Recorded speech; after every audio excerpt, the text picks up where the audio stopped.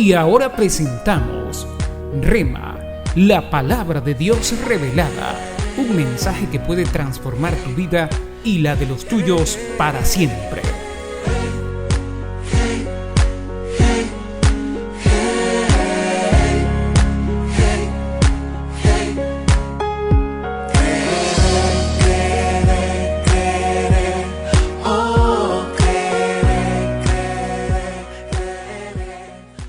Buen día, amados, muy bendecidos. Gracias por estar, y para nosotros pues es no solamente un honor y un placer, sino un compromiso, porque cuando estamos predicando la palabra del Señor sabemos el conflicto muchas veces que hay en la mente y en los corazones, tantos razonamientos, tantas opiniones, tantas ideas juntas. Solamente el Señor puede llevar su palabra perfecta a cada vida. Y hoy quiero, como cada vez que nos reunimos, compartir la palabra del Señor con todos ustedes, pidiendo al Señor que esta palabra pueda ser y convertirse en un fundamento para nuestra vida, un fundamento desde donde podamos soportar todos los vientos y los sinsabores de este mundo.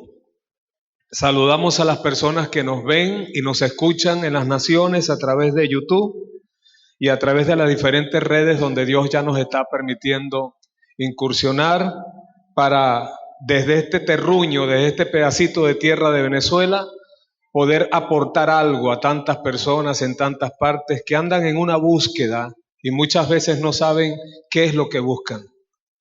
En estos días escuché el testimonio de una muchacha que llegó a ser no solamente Miss Venezuela, sino Miss Universo. Y después de haber alcanzado metas y logros que tal vez pocas mujeres en el mundo pueden alcanzar, ella siguió experimentando la insatisfacción, el vacío, la tristeza, la nostalgia de experimentar que aunque puedas tener fama y belleza y dinero y lujos, hay algo que te falta. Y de verdad que me conmovió mucho ese testimonio, porque es el testimonio de ella y de todos nosotros. Es el testimonio de millones y de millones que hemos andado en esos caminos tratando de satisfacer una necesidad que no se puede encontrar en este mundo, sino solamente en Dios. Y ahora que la hemos encontrado, ¿cuántos me acompañan? Necesitamos ser edificados en esa verdad. No basta solamente que ya yo conocí al Señor Jesucristo, que ya yo tengo la verdad, que ya yo soy salvo, que ya tengo vida eterna. Eso está buenísimo, pero tú tienes que madurar en ese conocimiento. ¿A qué llamamos madurez? Madurez llamamos a la experiencia de lo que pasó en mi vida. Llamamos madurez a crecer en el conocimiento de lo que Dios hizo en mi vida. ¿Qué hizo Dios en nuestra vida? Todo. En Él estamos completos. En Él no nos falta nada, no tenemos ningún vacío. Sin embargo, eso es una verdad en Dios que muchas veces no llega a ser una verdad en nosotros. Pero en la medida que vamos apropiándonos de la verdad que Dios tiene y que ya realizó, en esa misma medida nosotros crecemos, y a ese crecimiento y a esa experiencia la llamamos madurez. En la primera carta de Juan, en el capítulo 2 y en el versículo 8, escribió el apóstol estas palabras cortas, pero concisas, precisas y profundas. Sin embargo, os escribo un mandamiento nuevo, que es verdad, que es verdadero en Él y en ustedes. ¿Por qué? Porque las tinieblas van pasando y la luz verdadera alumbra. Me gustaría tanto que usted pudiera disfrutar ese versículo que estamos leyendo al entender su contenido. El apóstol está diciendo que Él no está escribiendo un mandamiento nuevo. Dice en el versículo anterior, sin embargo, sí hay un mandamiento nuevo que es verdadero en Él. ¿Quién es Él? Cristo. Y como es verdadero en Él, ¿es verdadero en quién? En nosotros. Si es verdad en Cristo, tiene que ser una verdad en nosotros, porque Jesucristo vino para eso. Vino para que nosotros participáramos no solamente de lo que Él hizo, sino de lo que Él es. Decíamos la semana pasada, y quiero repetirlo a beneficios de los que no estuvieron, que Jesucristo no es el Redentor, Jesucristo no es el Salvador, Jesucristo no es el sanador o el proveedor. Eso no es Él, eso es lo que Él hace. Una cosa es lo que Dios hace y otra cosa es lo que Dios es. Entonces muchas veces nosotros conocemos a Jesucristo como el que nos sana o nos redime, o nos salva, o nos libra y nos consuela. Y eso está bien, yo no estoy diciendo que eso está mal, pero si usted solamente conoce esos beneficios de Jesucristo y usted no sabe quién es Él, usted está perdiendo su tiempo. No importa cuántos ejercicios, cuánta disciplina, cuánto sacrificio, cuántos años, cuánta lectura, cuántas canciones, cuánto tiempo puede usted estar en estos caminos. ¿Usted sabe cuánta gente está en las iglesias, pululando en las iglesias, y ellos nunca llegan a entender quién es Cristo? Ellos lo único que les interesa es lo que Cristo hace. Si no, échese una pasadita por Mateo capítulo 7, verso 21. Donde Jesús dijo, en aquel día muchos me dirán, Señor, no hicimos esto y aquello y lo otro. Y yo les diré, no los conozco. En tu nombre profetizamos, echamos fuera demonios, en tu nombre hicimos proezas. Y el Señor les dice, lo siento, no sé quiénes son ustedes. Yo reconozco solamente a los que participan de mi vida. ¿Me está copiando? O sea, es importante lo que Dios hace, pero eso no es lo que Él quiere que usted sepa. Lo que Él quiere que usted sepa es quién es Él. Porque cuando tú sepas quién es Él, tú vas a saber quién eres tú. Y eso es identidad. De hecho, hay un pasaje en Colosenses, ayúdeme, 4:3. Colosenses 3:4, gracias. El apóstol Pablo escribió a los colosenses que cuando Cristo, nuestra vida, ¿quién es Cristo? ¿Quién es Cristo? Eso de nuestra suena a muchos. Vamos a ser un poco más personales. Diga, cuando Cristo, mi vida. ¿Quién es Cristo? ¿Quién es Cristo? No se te olvide eso nunca, por amor de Dios. Cristo es tu vida. Más que Cristo es tu vida. Porque tú compartes la vida de Cristo. Él la compartió contigo. Es más, la única vida que tú tienes es la vida de Cristo. A esa vida de Cristo, ¿cuántos la tienen? La Escritura la llama la vida nueva, el nuevo nacimiento, la regeneración. Deme otra palabra, la nueva creación. La salvación no es otra cosa que Dios dándonos vida porque nosotros estábamos muertos en delitos y en pecados. ¿Y a un muerto qué se le da? Nada. A un muerto no se lo perdona. A un muerto no se lo restaura. A un muerto no se lo sana. Un muerto lo que necesita es resucitar de entre los muertos.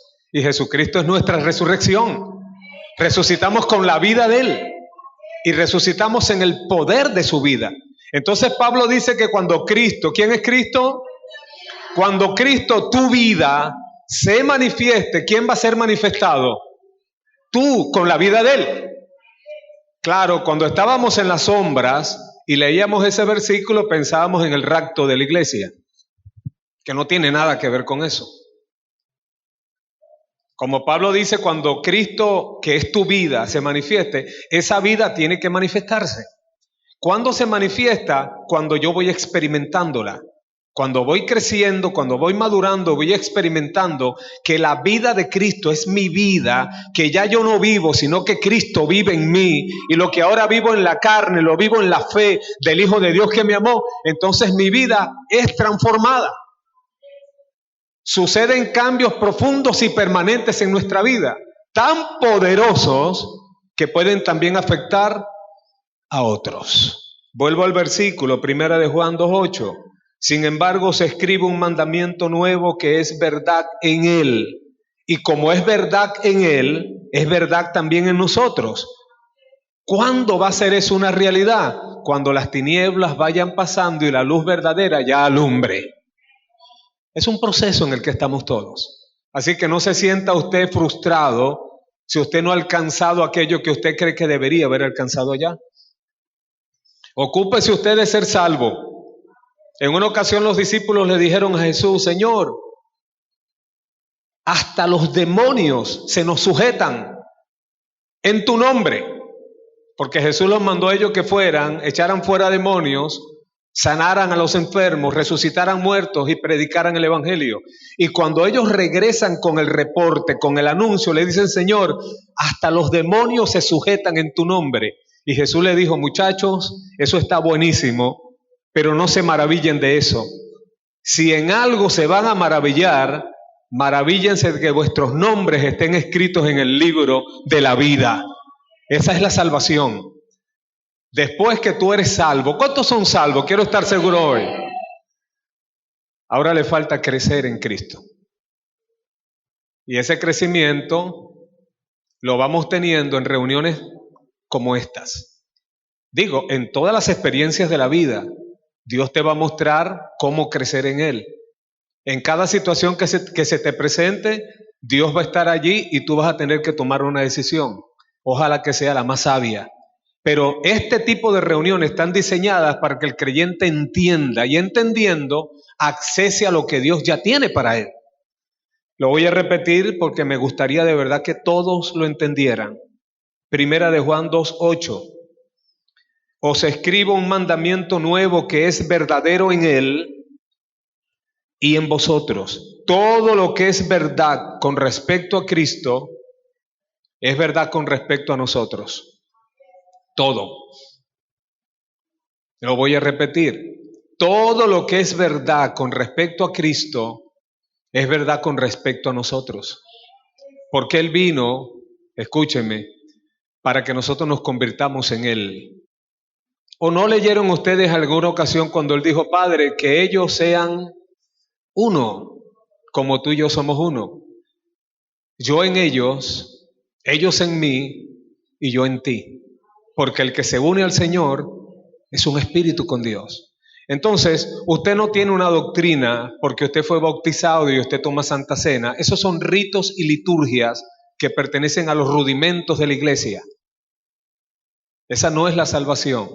La salvación es que tú estabas muerto en delitos y en pecado, pero Dios, que es rico en misericordia, por su gran amor con que nos amó, nos dio vida juntamente con Cristo. Efesios capítulo 2. Y juntamente con Él nos resucitó. Y juntamente con Él nos hizo sentar en lugares celestiales para mostrar en los siglos venideros las abundantes riquezas de su gracia en su bondad para con nosotros en Cristo. La frase juntamente con Él implica que nosotros tenemos la misma vida que tiene Cristo. Cuando Cristo muere, escúcheme, Cristo tomó a toda la humanidad y los llevó a la cruz. Y en la cruz todos murieron con Él. Como dice Pablo a los romanos, por cuanto uno murió, todos murieron. Pero cuando Cristo resucita, Él resucita solo. Y nosotros en Él resucitamos con la vida del resucitado, con la vida de Cristo. Y esa es la vida que nos habilita hoy, que nos capacita hoy, no solamente para tener comunión íntima y estrecha con Dios 24/7. No hay un minuto ni un segundo de un día, cualquier día, en que usted no esté íntimamente en comunión con Dios. Tal vez tu mente no lo acepta, pero en Dios eso es una realidad. No necesitas ir a un lugar específico, no necesitas hacer alguna disciplina o práctica específica, algún sacrificio, alguna ofrenda para que Dios te escuche. Dios está disponible para ti tan cerca que se te metió por dentro. Por dentro. Lo que estoy diciendo es lo que es verdadero en Él y en ti.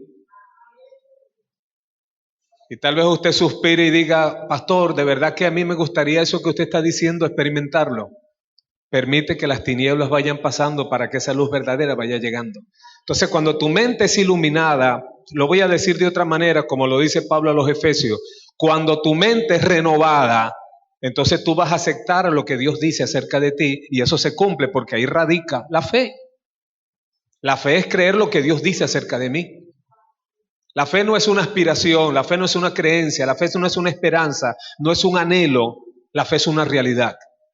La fe no está en el futuro, la fe está en el presente. Es pues la fe. Que el Señor nos ayude. Bien, hablamos la semana pasada acerca de un tema, hablamos de la regeneración, hablamos del nuevo nacimiento, hablamos del engendramiento, ¿sí? Creo que el título va en esa dirección, engendrados, es el título. Y está basado en lo que dice la primera carta de Juan,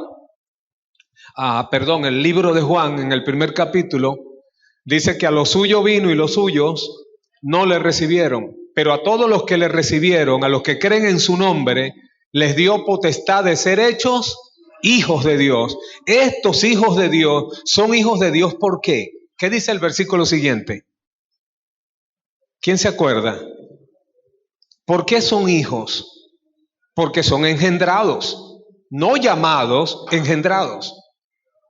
El hombre engendra, el padre, la mujer o madre concibe, pero tiene que haber un engendramiento. Y así como sucede en el mundo, en el plano físico, usted nació de su mamá y de su papá en algún momento de la historia, así también espiritualmente el ser humano tiene que experimentar un nacimiento nuevo.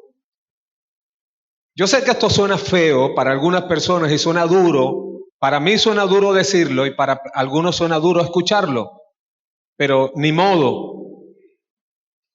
El hecho de que usted haya nacido de su mamá y de su papá y en un hogar religioso no quiere decir que usted sea hijo de Dios. Los hijos de Dios no nacen por voluntad de varón ni voluntad de mujer. Los hijos de Dios no nacen por voluntad de carne, porque lo que es nacido de la carne es carne. Por eso dice Juan capítulo 1, los cuales no son engendrados de sangre. La sangre tiene que ver con el semen, la semilla que el hombre deposita en el vientre de la mujer. No son engendrados de sangre, ni de voluntad de carne, ni de voluntad de varón, sino de Dios. Dios engendra hijos de una forma espiritual. Y la semilla que Dios utiliza para que ese engendramiento se realice es su palabra. La palabra de Dios es la semilla que Él usa. Por eso Jesús dijo, el sembrador salió a sembrar. Y parte de la semilla cayó junto al camino, parte cayó en piedras, parte cayó en espinos y parte cayó en buena tierra. Esa buena tierra que fue la que dio fruto a 30, a 60 y a 100 por uno, representa el corazón del ser humano cuando está dispuesto a recibir la palabra de Dios. Siempre la palabra de Dios cuando cae en un corazón que tiene fe, seguro que da fruto. Esa es la salvación. Entonces el ser humano que antes estaba muerto en delitos y en pecados, por la naturaleza que trae de su primer padre, Adán, ahora recibe la misma vida de Dios. En Juan capítulo 10, versículo 10, estos son textos fundamentales, básicos, los conocemos, los que ya tenemos algunos días estudiando la Biblia, pero hoy tenemos entre nosotros gente nueva y tal vez del otro lado de la cámara o de la emisora radial hay personas que necesitan esta información. En Juan 10:10 Jesús dijo, el enemigo vino para hurtar, para matar y para destruir, pero yo he venido para que tengan vida y la tengan. Esa vida de la que Jesús dijo que Él había venido a dar y a darle en abundancia, no es la vida biológica. La vida biológica yo la recibí de mi madre y de mi padre, igual que tú. Cuando Jesús dijo vida en ese pasaje, en el texto original en que fue escrito el Nuevo Testamento, que es el idioma griego, dice Z-O-E, Zoe o Zoe. Y usted me dirá, pastor, ¿y cuál es la diferencia? que la palabra vida humana es la palabra bio, con B alta. En griego bio se traduce al castellano vida. Y en griego zoe se traduce al castellano vida. Las dos palabras fueron traducidas en la Biblia como vida. ¿Cuál es la diferencia? Que la interpretación de la palabra zoe es la vida que Dios tiene y disfruta. Esa vida no la tiene ningún otro ser, solamente la tiene Dios. Y la vida biológica, que es de donde viene la palabra bio, la tenemos todos los seres aquí abajo. No solamente los seres humanos, las plantas también tienen ese tipo de vida. Los animales tienen una vida biológica. Jesús no dijo que Él había venido para que tengamos bio, dijo que había venido para que tengamos zoe. Zoe o zoe. Jesús vino para que tengamos una clase de vida que antes no teníamos. La misma vida que Dios tiene y que disfruta. Esa es la vida de Dios. ¿Cuántos la tienen? Entonces queremos crecer en el conocimiento de la vida que ya tenemos, en ese conocimiento. Ubíquese conmigo, por favor, ahora sí, en Marcos, capítulo 14. Y no se preocupe, esta enseñanza va a estar mucho más sencilla de lo que parece en la introducción. Dice en Marcos, capítulo 14, y en el verso 26. Cuando hubieron cantado el himno, salieron al monte de los olivos. Entonces Jesús les dijo: todos os escandalizaréis de mí esta noche, porque escrito está: heriré al pastor y las ovejas serán dispersadas. Pero después que yo haya resucitado, iré delante de ustedes a Galilea, y allí nos vamos a encontrar. Entonces Pedro le dijo: aunque todos se escandalicen, dice esta versión, nueva versión internacional, aunque todos te abandonen, yo no, declaró Pedro. Y Jesús le contestó: te aseguro, le contestó Jesús, que hoy, esta misma noche, antes de que el gallo cante por segunda vez, me negarás 3 veces. Pedro le respondió: aunque tenga que morir contigo, Cristo, insistió Pedro con vehemencia, jamás te negaré. Y los demás, ¿quiénes eran los demás? Los otros 11. ¿Cuántos discípulos tenía Cristo?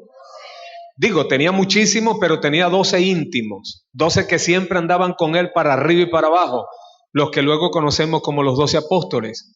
En una ocasión, cuando ya Jesús está llegando al final de su ministerio terrenal, porque esa semana es la semana conocida como la Pasión, donde Él entra en un conflicto fuerte con la religión de su momento, arrestado, injustamente juzgado, para luego ser asesinado en una cruz. Cuando ya se acerca ese momento, Él le dice a sus discípulos: muchachos, me van a arrestar, me van a matar, y ustedes, todos ustedes, me van a dejar solo. Porque Jesús es el muchacho bonito de la película. Todos quieren andar con Cristo.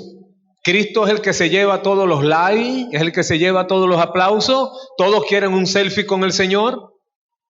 En el momento de popularidad, ¿sí? Como decía mi mamá: amigo, ratón del queso. Mientras Cristo hace milagros y multiplica los panes y los peces y alimenta multitudes y hace cosas que nunca nadie jamás hizo, todos están con Él.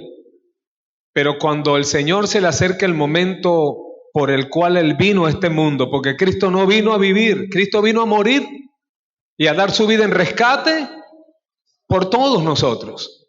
Él comienza a decirle a sus discípulos, ellos no lo saben, ellos creen que están frente al rey de Israel. En la mente de los discípulos jamás pasó que Jesucristo podía ser arrestado o podía morir, porque el Mesías para la mente judía no podía morir porque era indestructible. Y este es el Mesías, este es el Rey de Israel. Lo confirman sus milagros, lo confirman que camina sobre el agua, lo confirman que echa fuera demonios. O sea, hay una serie de evidencias y de señales que confirman que no puede haber otro. Este tiene que ser el Mesías. Ahora este Mesías le está diciendo a sus íntimos: muchachos, vienen horas tristes para ustedes. A mí me van a arrestar y me van a matar. Pero no se preocupen, yo voy a resucitar y nos vamos a ver en Galilea, porque él iba a morir en Judea, que es el sur del país, y se iban a ver en el norte luego. Y Pedro le dice: Señor, aunque todos te abandonen, yo no te voy a abandonar. Y Jesús le dijo: que no me vas a abandonar, Pedro. De cierto te digo que esta misma noche, antes de que el gallo cante 3 veces, tú me habrás negado. Y Pedro, dice la Escritura, con vehemencia, dice la Nueva Versión Internacional, le decía a Cristo: no, Señor, aunque todos te dejen, yo no te dejo. Y así decían los demás. Eso sucedió en el versículo 30 y 20, hasta el 31 del capítulo 14. Cuando tú le das una vuelta a la página de la Biblia, en el mismo capítulo, sin irte para ninguna parte, encuentras que el versículo 66 tiene un título. Alguien que me diga cómo se titula ese capítulo. Pedro niega a Jesús. Qué cosa, ¿verdad? ¿Dónde está lo que estabas diciendo hace un momento? Ese mismo día, Él lo dijo: aunque todos te abandonen, este que está aquí, duro contigo, Cristo, conmigo puedes contar. Es más, los demás pueden traicionarte. Yo no te voy a traicionar, yo no te voy a dejar. Es más, si fuera necesario, yo voy a morir por ti. Pobre Pedro, ¿verdad? ¿Qué cosas? A veces hacemos promesas y decimos cosas y hablamos a la ligera sin entender el peso que tienen nuestras palabras. Y alguno dirá: no solo pobre Pedro, pobre de mí, pobre de nosotros. ¿Jura usted amar a esta mujer y respetarla y honrarla todos los días de su vida, en la escasez y en la abundancia, en la enfermedad y en la salud, hasta que la muerte los separe? Y sacamos pecho y decimos: lo juro. Así somos. Y yo no estoy diciendo que lo dijimos de una forma hipócrita. A lo mejor lo dijimos con la mejor intención. Pero al igual que Pedro, después somos incapaces de sostener lo que decimos. Y dice la Escritura en el verso 66 del mismo capítulo 14: mientras Pedro estaba abajo en el patio, pasó una de las criadas del sumo sacerdote. En el patio del sumo sacerdote, porque dentro de la casa del sumo sacerdote estaban interrogando a Jesús de Nazaret. Ya lo habían arrestado y lo estaban no solamente interrogando, lo estaban torturando, lo estaban golpeando. Eso fue una noche. El otro día el cuerpo desnudo del Señor iba a estar colgando de 3 clavos de acero en una cruz. Pero esa noche que lo están interrogando, Pedro se acercó hasta el patio donde una multitud se había reunido porque la gente quería presenciar el espectáculo. La crucifixión era un espectáculo para ellos. Al otro día ellos sabían lo que le iba a pasar a Jesús y todos querían estar allí. El morbo de la gente por presenciar la angustia y la tragedia de otro. Así que la multitud ya se está preparando, hicieron fogatas en aquella noche fría, y Pedro se acercó a una de esas fogatas, y mientras se está calentando allí, en el patio del sumo sacerdote, dice que una de las criadas lo vio y se fijó en él, y le dijo: tú también estabas con el Nazareno, con Jesús, le dijo ella. Pero él lo negó. No lo conozco, ni siquiera sé de qué estás hablando. Y salió fuera a la entrada. Y cuando la criada lo vio allí, le dijo de nuevo a los presentes: este es uno de ellos. Y él lo volvió a negar. Poco después, los que estaban allí le dijeron a Pedro: seguro que tú eres uno de ellos, porque tú eres Galileo, y Jesús también es Galileo. Y él comenzó a echar maldiciones. No conozco a ese hombre del que hablan, les juró. Y al instante un gallo cantó por segunda vez.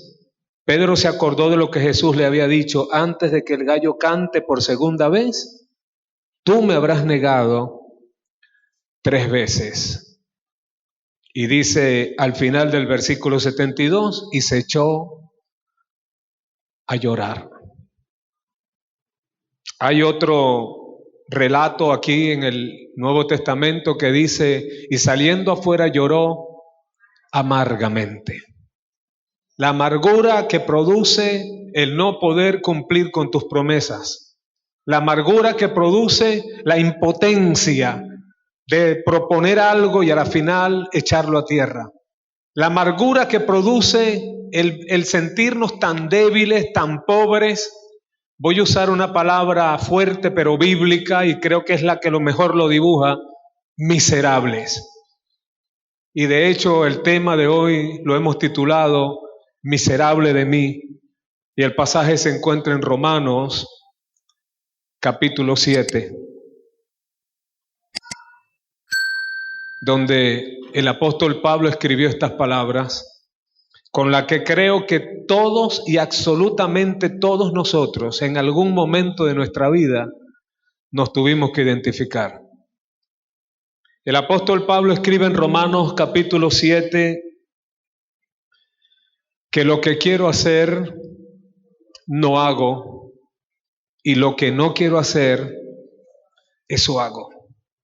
Y si lo que no quiero hacer lo hago y lo que quiero hacer no puedo hacerlo, soy un miserable.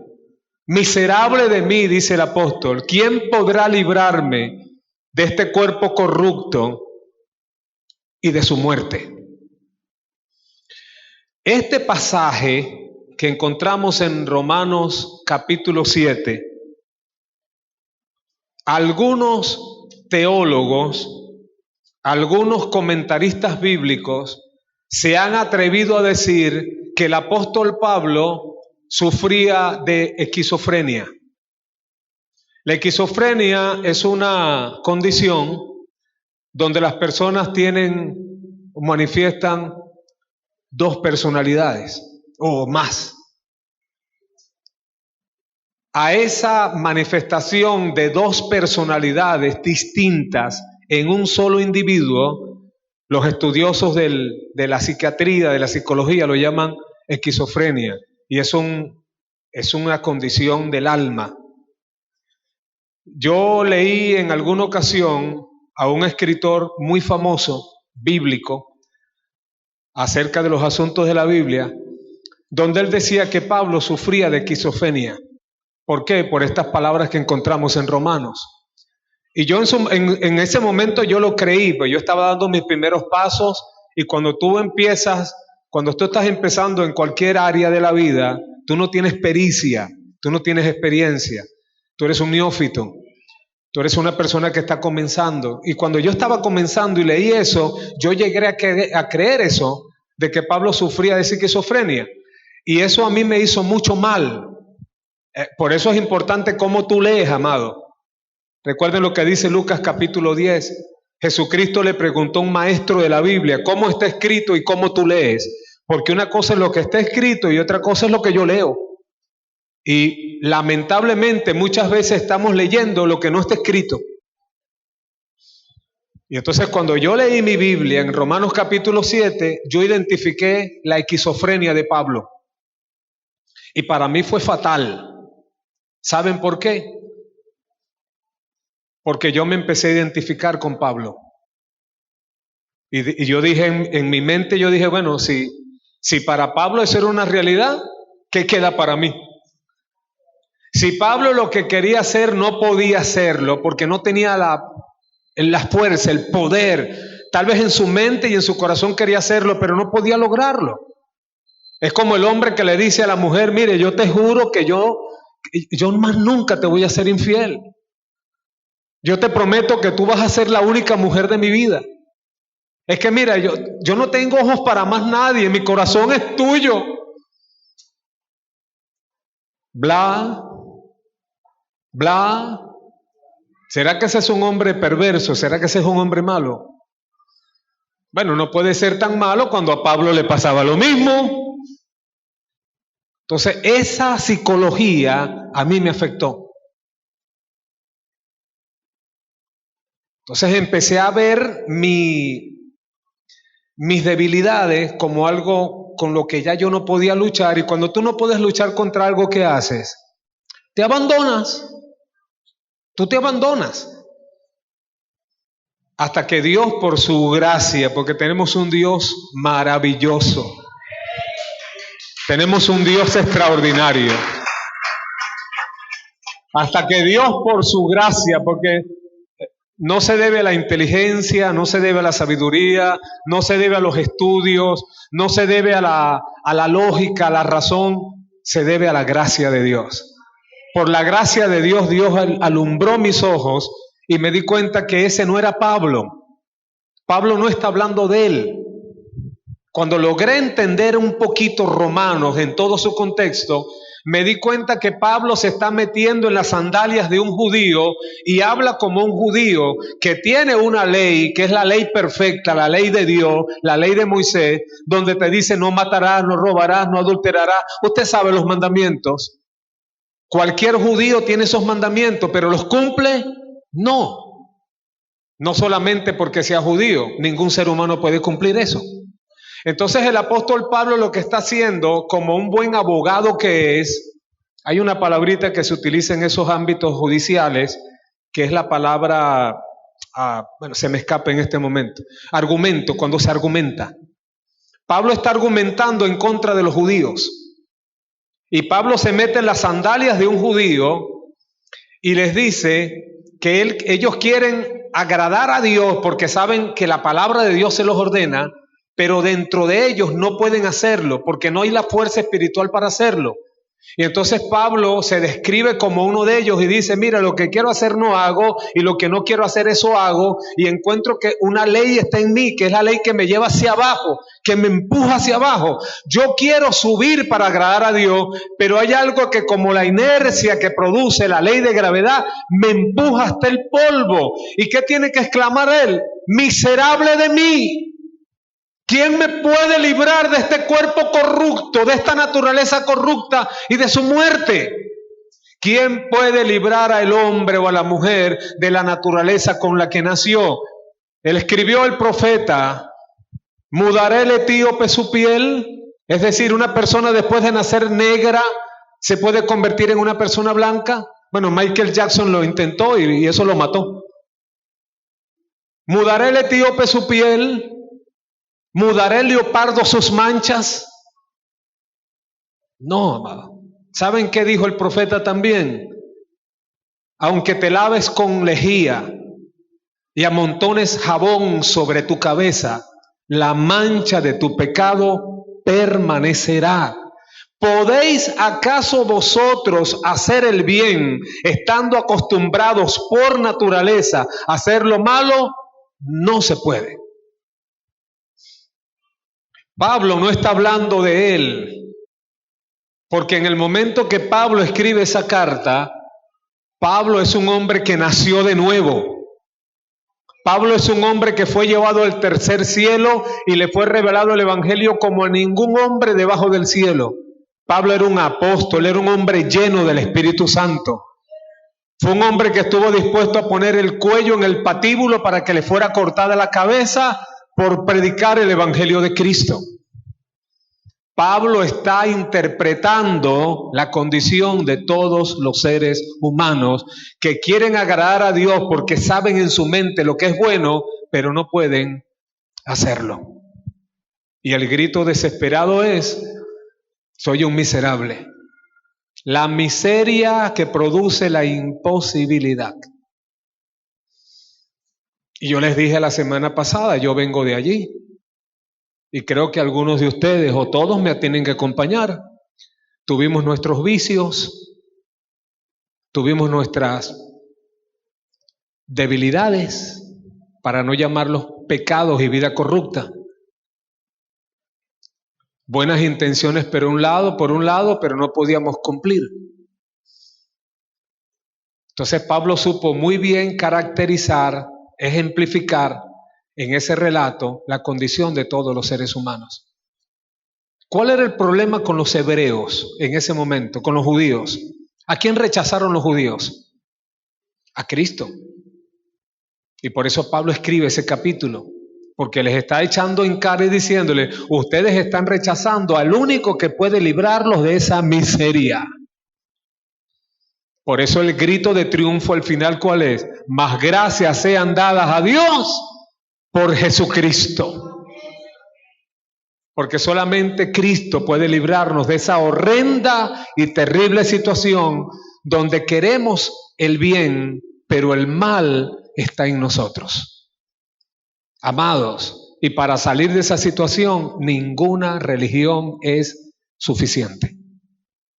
Digo, puede ser buena, puede ser honorable, pero no es suficiente.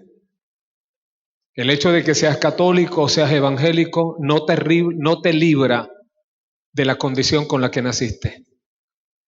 ¿Sabes qué escribió el salmista? En pecado me concibió mi madre. ¿Sabes qué escribió el salmista? Ellos se descarriaron desde el vientre de su madre. ¿Sabes qué escribió el profeta Isaías en el capítulo 53? Todos nosotros nos descarriamos como ovejas, cada cual se apartó por su camino. Todos nos descarriamos. ¿En quién nos descarriamos? En Adán. O como dice Romanos de una forma extraordinaria, lo escribe el apóstol Pablo, Romanos 5:12, que por cuanto un hombre murió, por cuanto un hombre pecó, todos pecaron, por el pecado entró la muerte y la muerte pasó a todos los hombres y por cuanto todos pecaron, todos están destituidos. En esa destitución que sufrió la humanidad, entró la imposibilidad de hacer aquello que tu alma desea. Y por eso el grito de angustia, miserable de mí, lo que quiero hacer, no lo hago. Y lo que no quiero hacer, soy arrastrado a hacerlo. ¿Saben cómo llaman los teólogos a esa condición del ser humano sin Dios? La llaman la esclavitud del alma. La esclavitud de la voluntad, pues la voluntad se encuentra en el alma. El ser humano es un ser tripartito, espíritu, alma y cuerpo. El cuerpo es el vehículo donde vivimos. El cuerpo no somos nosotros. Usted no es lo que yo estoy viendo. Yo no soy lo que usted está viendo. El polvo fue tomado de la tierra para darle forma a una camisa donde Dios me iba a meter. Es por eso que el polvo tiene que volver ¿a dónde? Entonces tú no eres polvo, el polvo se va a quedar aquí. Tú no eres un cuerpo. El cuerpo es el vehículo donde Dios depositó el alma y el espíritu. ¿Qué es el alma? En el alma están las emociones, el intelecto y la voluntad. Y esa voluntad nació débil, porque esa voluntad nació manchada por el pecado del primer hombre. Eso es lo que está diciendo Pablo en Romanos capítulo 5. El pecado de Adán al desobedecer a Dios en el huerto del Edén nos dejó un hueco en el alma a toda su descendencia. Y cuando Adán peca contra Dios y se desnuda espiritualmente, perdió su gloria. Y fueron y se escondieron de la presencia del Señor. Cuando tú lees los primeros capítulos de Génesis, dice que Dios creó al hombre a su imagen y semejanza lo creó. Pero cuando tú empiezas a leer el capítulo 4 de Génesis, te vas a dar cuenta que Adán y Eva engendraron hijos a semejanza de ellos, porque la imagen y semejanza de Dios se perdió, que son semejanzas e imágenes morales y éticas y espirituales. Ahora los seres humanos vivimos con deseos de hacer el bien, pero somos incapaces de sostenerlo, porque tenemos una debilidad, el pecado. Tenemos una gran debilidad y una gran deficiencia, que Dios se fue de la vida del hombre. Ahora, ¿cómo intenta el hombre recuperar de nuevo la presencia de Dios? A través de algo que él inventó, que se llama religión. ¿O usted cree que Dios es religioso? ¿O usted cree que Jesús es religioso? ¿O usted cree que Jesús es cristiano? No, amado, eso lo inventamos nosotros. Dios no tiene ninguna religión. Jesús no tiene ninguna religión, ni Jesús vino a fundar el cristianismo. Eso fue algunos que se aprovecharon muy bien del asunto y hoy se convirtieron en un imperio que gobierna el mundo, el Vaticano. Dios no quiere religión, Dios quiere relación íntima, estrecha y personal con Él, que solamente se puede lograr a través de un camino, de aquel que dijo: yo soy el camino, la verdad y la vida. Es decir, que si entras por ese camino conoces la verdad y esa verdad te lleva a la vida, que fue la vida que se perdió en el huerto del Edén. La vida Zoé, la única vida, la verdadera vida, la mejor vida. Y está disponible para todos. Para todos. Gracias a Jesucristo. ¿Te das cuenta? No estamos hablando de religión, no nos interesa la religión. Estamos hablando de la vida. Como me dijo alguien en una ocasión cuando le hablé de Jesucristo, me dijo: no, hermano, yo tengo mi religión. Yo le dije: bueno, yo se la respeto, pero yo no le estoy preguntando eso. Yo te estoy preguntando ¿tienes vida? En el mundo hay 1 millón de religiones. Abrace usted lo que usted quiera. Pero Jesús dijo: ustedes no quieren venir a mí para que tengan vida. El que tiene al Hijo tiene la vida. El que no tiene al Hijo no tiene la vida. ¿Cuál vida? La vida de Dios, que es una vida poderosa. Escuche esto, que esto le va a bendecir. En el libro de Juan, en el capítulo 16, ya vamos cerrando, Juan 16, y en el versículo 12,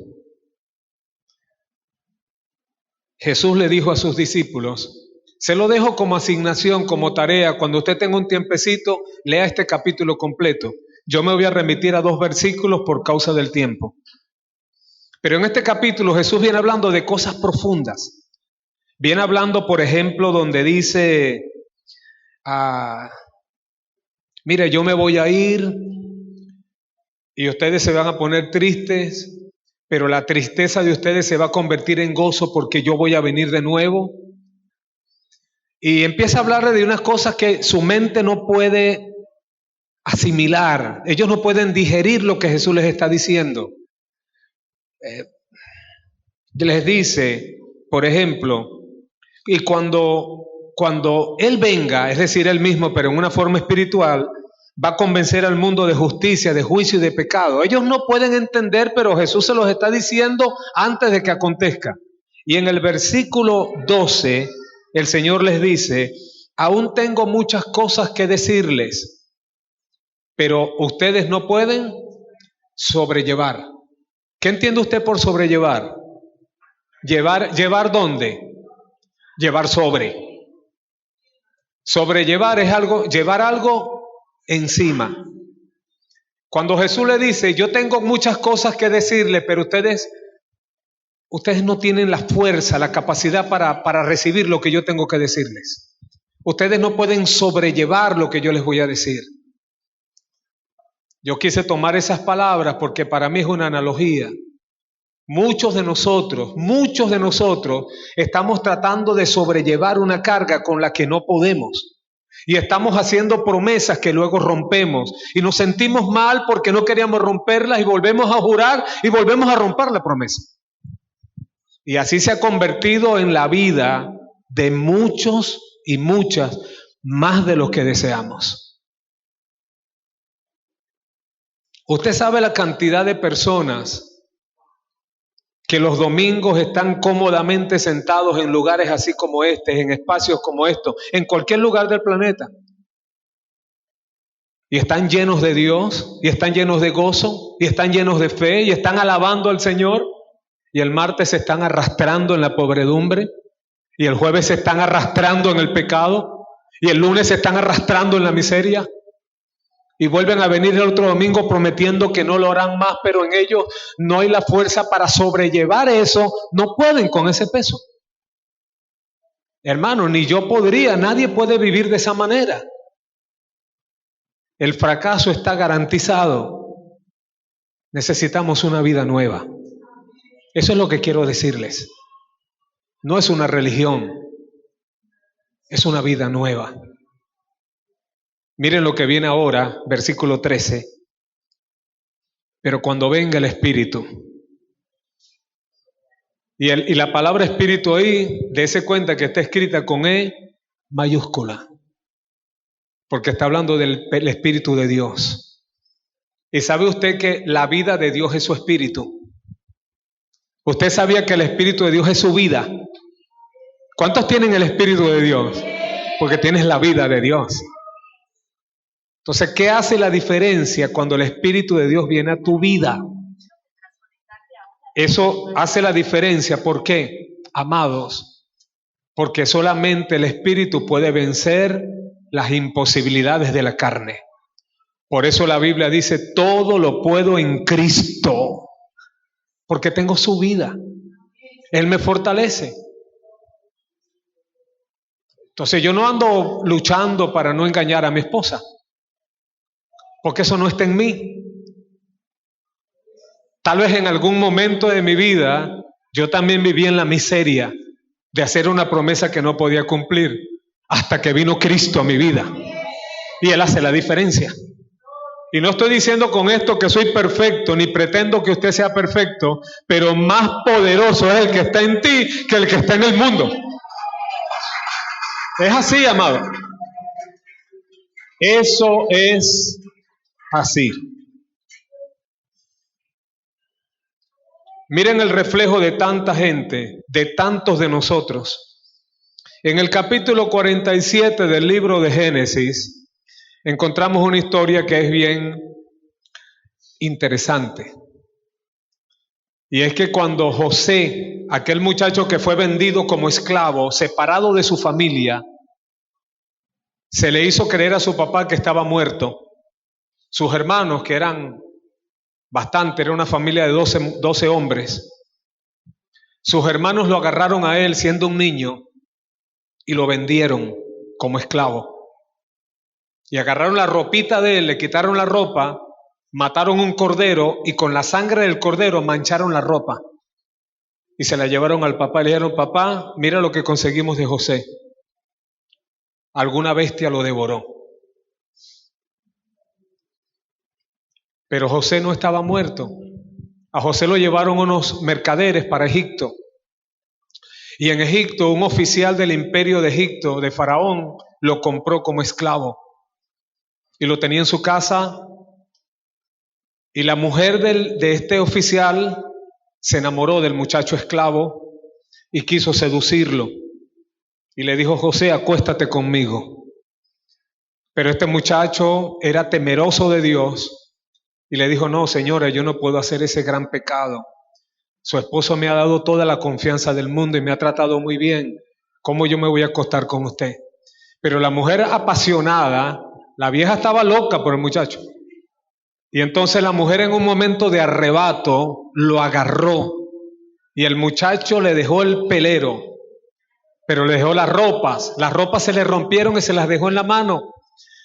Y la mujer salió gritando que el muchacho hebreo, el esclavo, la quería violar y tenía la prueba. Y lo acusaron injustamente y lo metieron en la cárcel. y en la cárcel estuvo muchos años preso.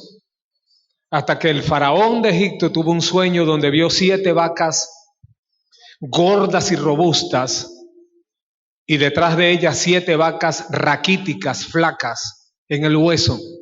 Y las vacas flacas se comían a las vacas gordas.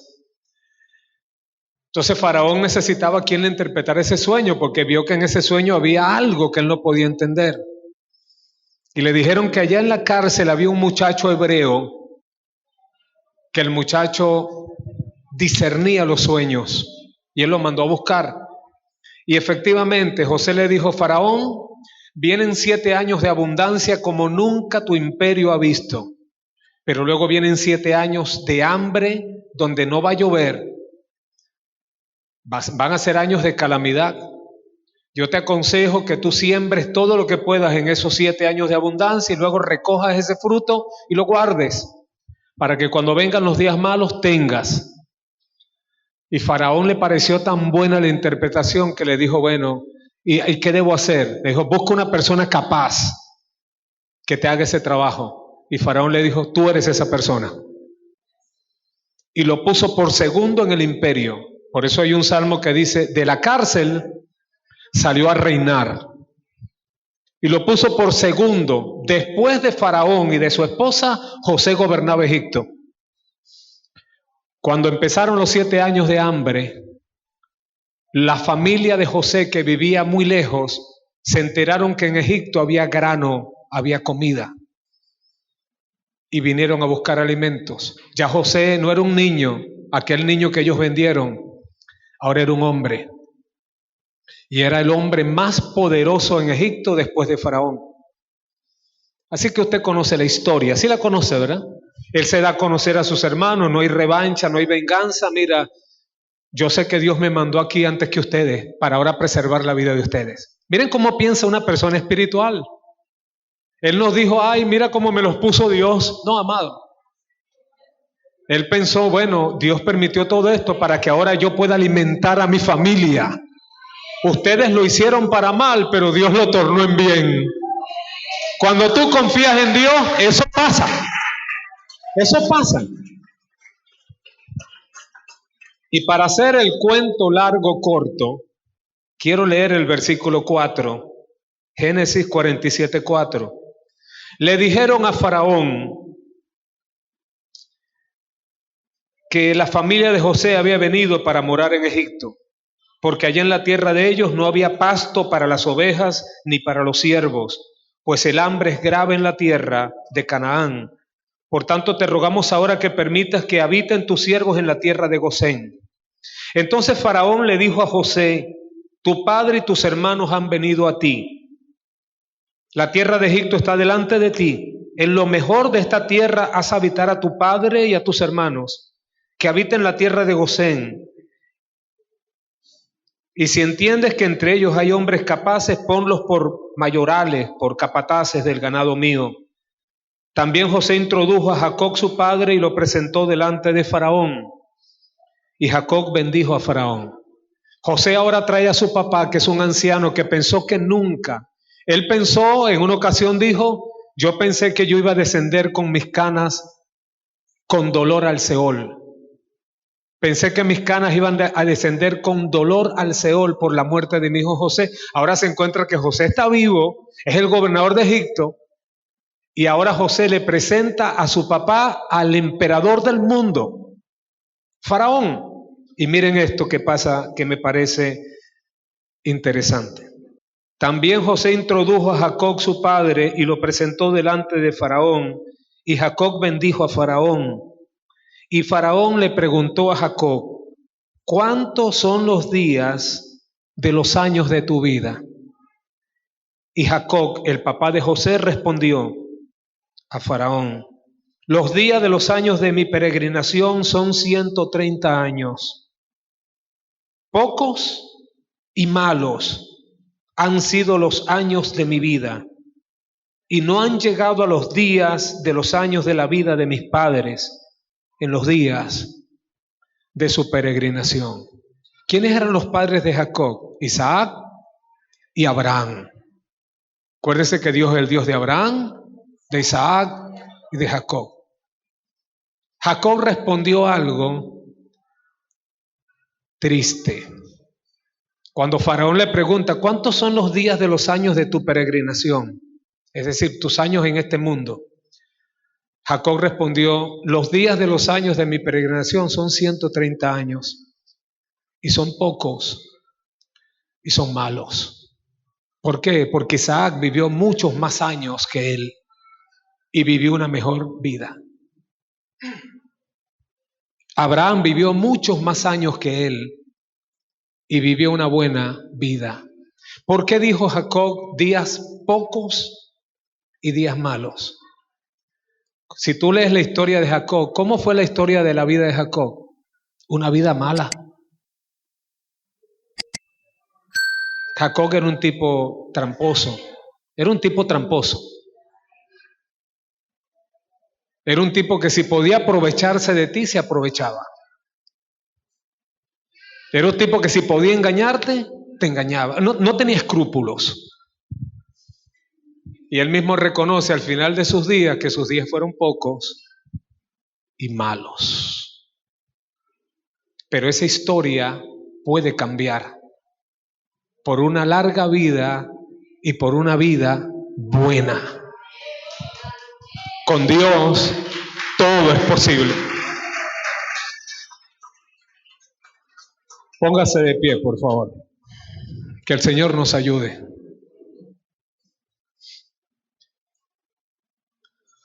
Miserable de mí, cuando quiero hacer algo y lo deseo, y no quiero dañar a las personas que amo y que me aman, pero no puedo.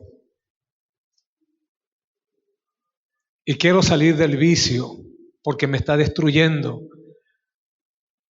y está destruyendo a las personas que amo, pero no puedo. Y quiero que mi vida agarre otro rumbo, pero sigo en el mismo camino. Y prometo una y otra vez que no lo haré más y vuelvo a recaer. Eso es una miseria, amado.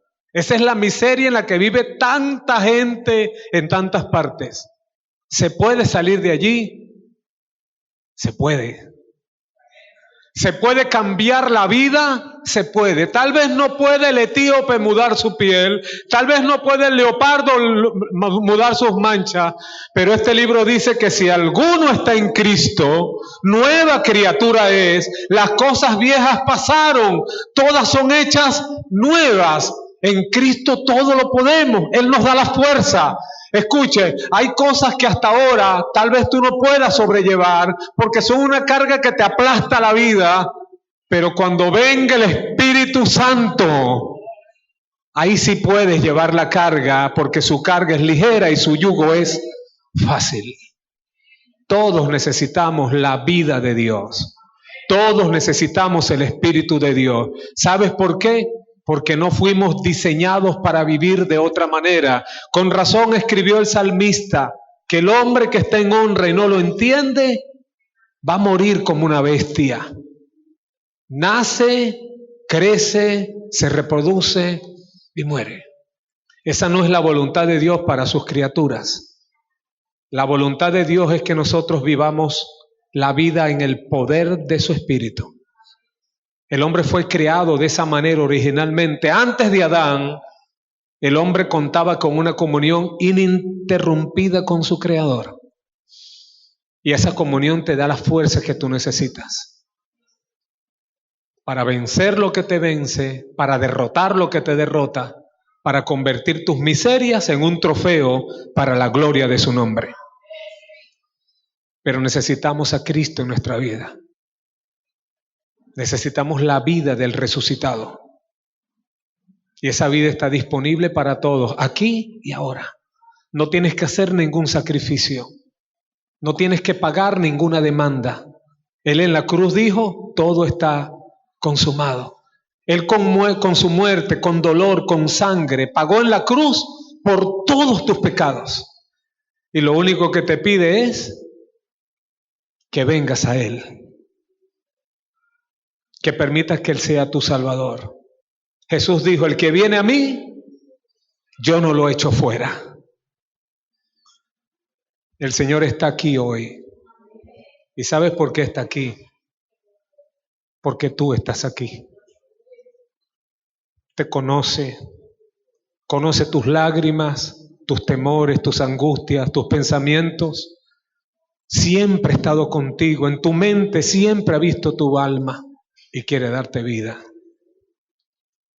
La única vida, una vida de la que nunca jamás te vas a arrepentir. Una vida que es tan abundante que comienza aquí y no termina jamás. Es una vida eterna la que Dios ofrece.